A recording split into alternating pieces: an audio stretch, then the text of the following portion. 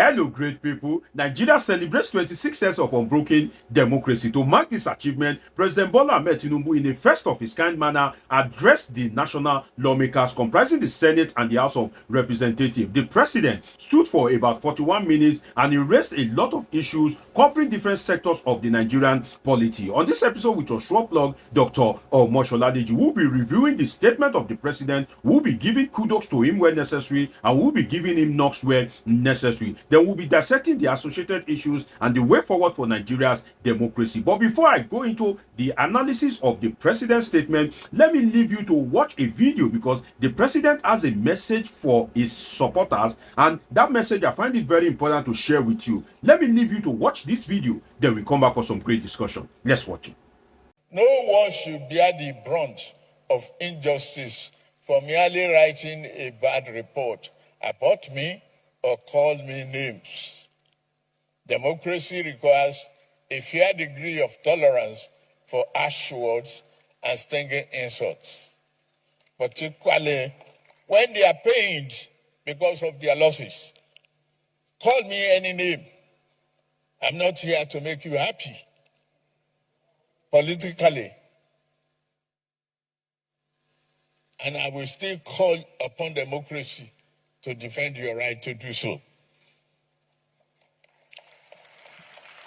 There you have it. You just heard from President Bola Tinubu affirming the right of Nigerians to criticize their leaders objectively in a democracy, which is what we do on this platform. We dissect the issues. We don't abuse the Nigerian leaders in any way. But then we could be quite frank, we could be quite objective, and we dissect the issues, not minding ox is God. So to people that are overly sympathetic, to people that politics is an emotional game for, well, you just heard from the president. So if the man that you want to die for is telling you that, no, don't die for me, people have the right to critique me objectively in a democracy, then I think it is time for you to tread softly. Now, let us go into the issues as raised by the president. The speech is 41 minutes long, about 41 minutes because I streamed it, but I couldn't play everything for you here. So I think you can catch up with it. But for some of you that watch it, and for some of you that would have been looking forward to my analysis of that particular speech as your favorite political scientist, that's why I'm bringing this video to you. First, the speech of the president, the general body language and everything of the president was well managed. That is one thing that I discovered in that particular speech. His handlers did quite well because the stage was well managed. There was not too much blunder, except once when the president was to pronounce Baba Gana Kingibe and he said Babangida. But then that is allowed. Everybody can have slip of tongue occasionally. I do have slip of tongue when I'm presenting my program on this platform sometimes. So that is quite understandable. But apart from that slip of tongue, the general stage was well managed for the president. Now, I think that welcoming the president to give a national address with On Your Mandate song is quite wrong, because that was what happened when the Senate president called upon President Bola Tinubu to come and give his State of the Nation address to mark the Democracy Day. I realized that the band boys, or should I call them the drummers or the band boys, they were kind of like, singing the On Your Mandate song. I think that is quite wrong. When they call on the president, what should be recited is like a stanza of the national anthem, not that you will now be using your trumpet to be kind of like echoing the On Your Mandate song. No, it is not a party affair, it is a national affair where members of other political parties are represented and seated, and you need to respect their rights.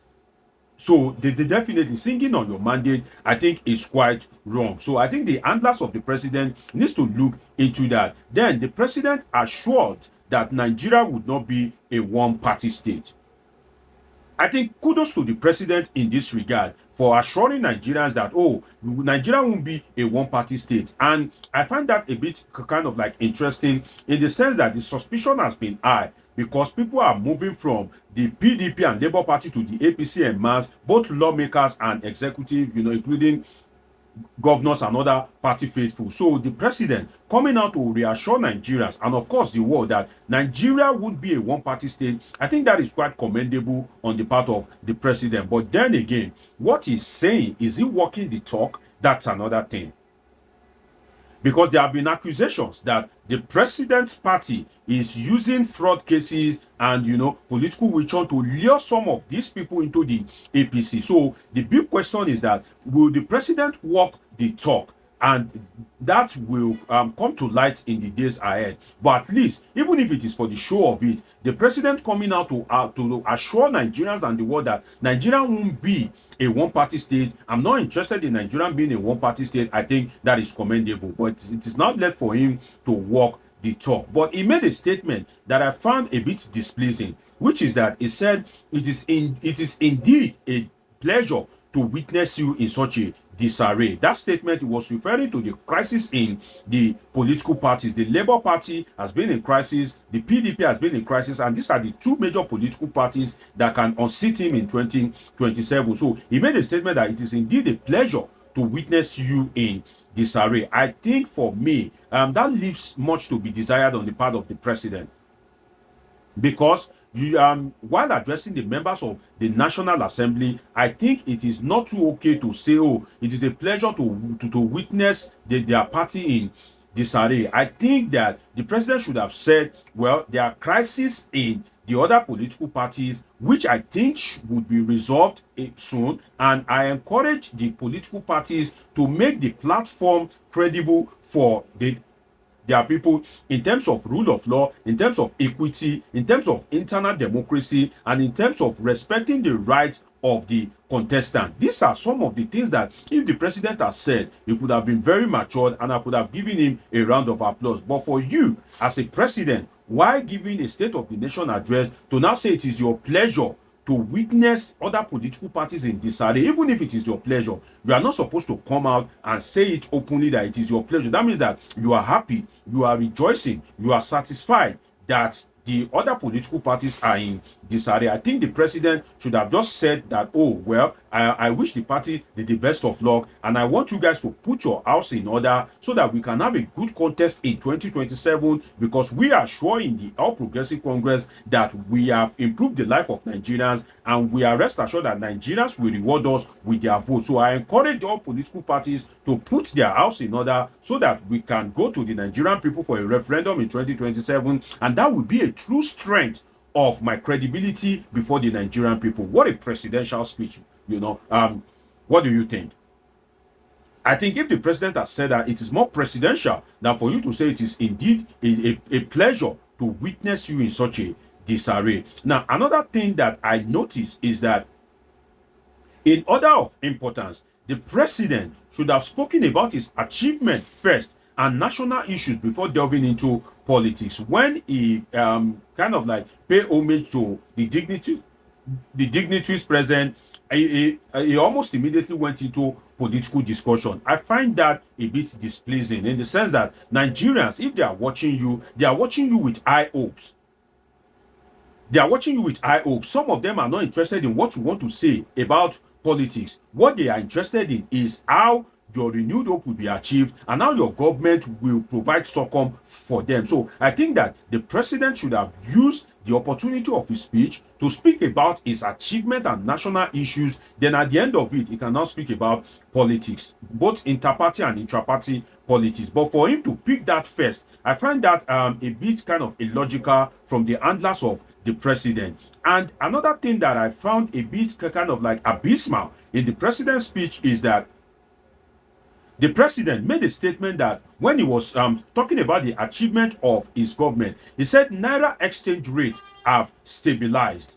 Naira exchange rate have stabilized. When he made that statement, the shocking aspect of it is that most of the legislators there, they clapped. I find that a bit kind of like, abysmal, in the sense that when Bola Tinubu became the president of Nigeria, the naira to the dollar was about 500 naira. Today, the naira to the dollar is over 1,600. So what are you clapping for? Can we call that stability? What if it had not stabilized? Will we be buying? Are we going to be buying the dollar at maybe about 5,000 naira or 3,000 naira? So I find that I find it a bit kind of like absurd for the lawmakers to be clapping for the president in that regard, because that in the true sense of it doesn't deserve any kind of applause. The lawmaker should have just kept quiet. That would have been more mature. But for the president to say that naira exchange rate have stabilized and you guys are clapping, it shows the hypocrisy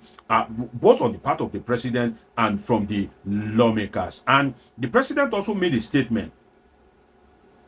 He says that some of the best advice a politician gets come from his most ferocious opponent. Kudos to the president in that regard. That is a very brilliant statement. He said some of the best advice a politician gets come from his most ferocious opponent, which is true. The opponent is like checkmating you. The opponent is like giving you like an alternative viewpoint, an alternative action to leadership and governance, and you cannot rule out everything that your opponent is saying. So kudos to the president for realizing that some of the best advice a politician can get comes from his most ferocious opponent. If he believes in that, that means that when the opposition is speaking, there's high probability that he will be listening to them, he will be taking note, and he can pick some of the things that they are saying, even if they say it in a very kind of like in a very harsh criticism manner, if I can put it that way. So kudos to the president in that regard. Now, the president also made a statement, said, I'm not here to make you happy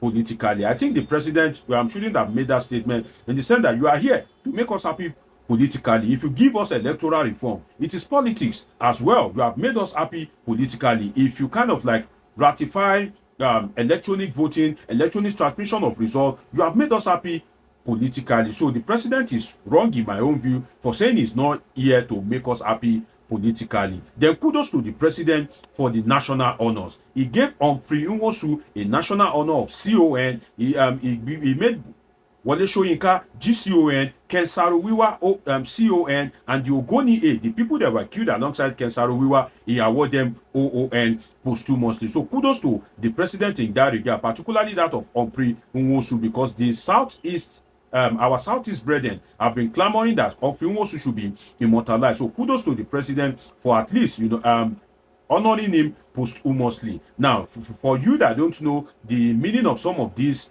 honors, CON means Commander of the Order of the Niger. That's the meaning of the CON acronym. OON means Officer of the Order of the Niger. GCON means Grand Commander of the Order of the Niger. It's been an interesting time with you on this episode of Politics with your sure plug, Dr. Omosoladeji. Subscribe, turn on your notification button, catch up with my past video. See you in my next video. I love you all sincerely.